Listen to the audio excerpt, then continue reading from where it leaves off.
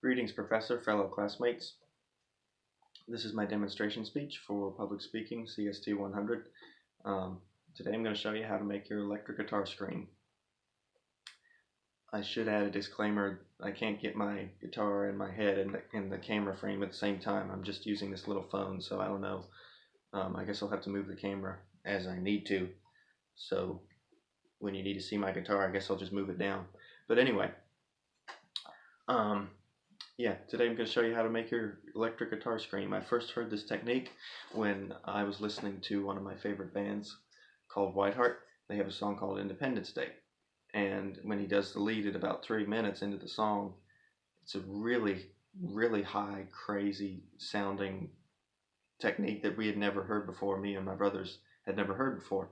And for the longest time, we were wondering what in the world he was doing until I Google searched it on the internet one day, how to make your electric guitar scream, because I had no better way to describe it, and it turns out that's what everybody calls it.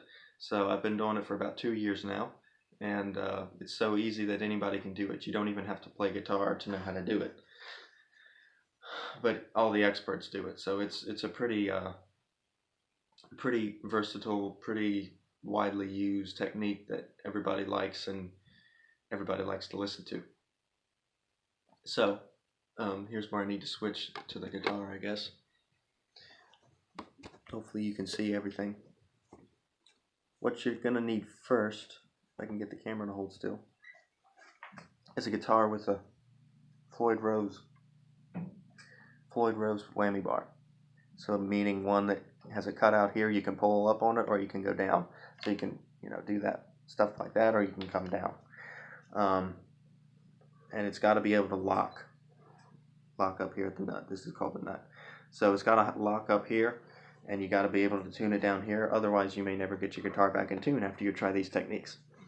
So your first step is to make sure you can get a harmonic, which is just lightly placing your finger over the string and not touching it to the fret, just placing it enough just to touch it. That's all you need.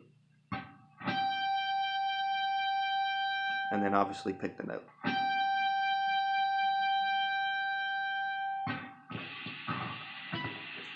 And I should add that you need tons of distortion on your amplifier, because otherwise it's not going to sound as good.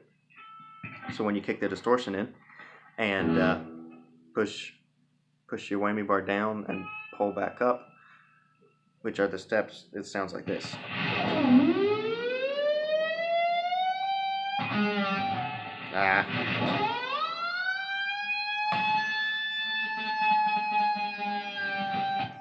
So the steps are: you push down on the whammy bar and hit your harmonic and pull back up, like I just did. So one more time, I'll show you.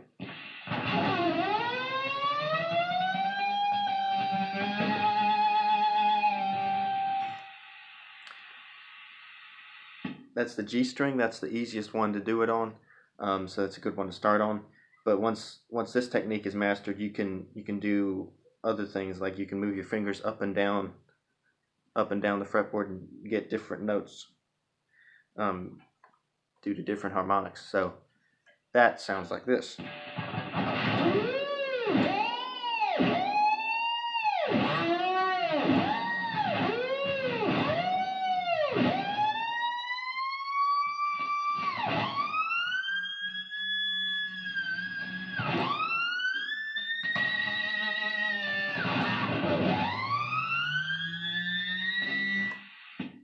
That's one of my favorite ones.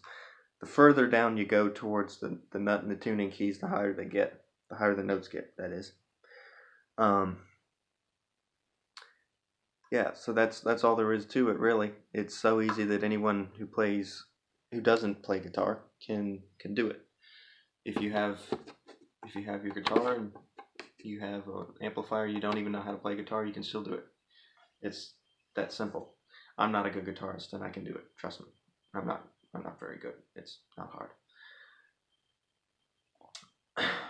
In conclusion, I'll show you a good example of a solo that uses it, one that I can actually play, hopefully enough to where you can get the idea. The solo opens with a scream and then ends with a A sharp minor scale. So it's just a good way to bring attention to your solo. And I'll show you that if I can get the camera still back down here.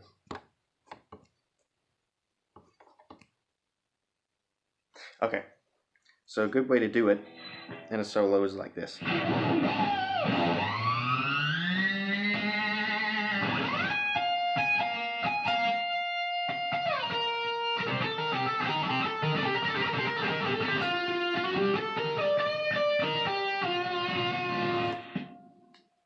I play that solo all the time, but you can see what I mean when he opens with that really high screaming sound, and that's not the lead to Independence Day. That's another lead, but everybody does it because it's a good way to get your solo, bring attention to your solo, and good way to highlight it, good way to climax it, good way to end it. Depends on however you want to do it. Maybe you want to do it with just screams the whole way through, which is not. There's nothing wrong with that either. it's just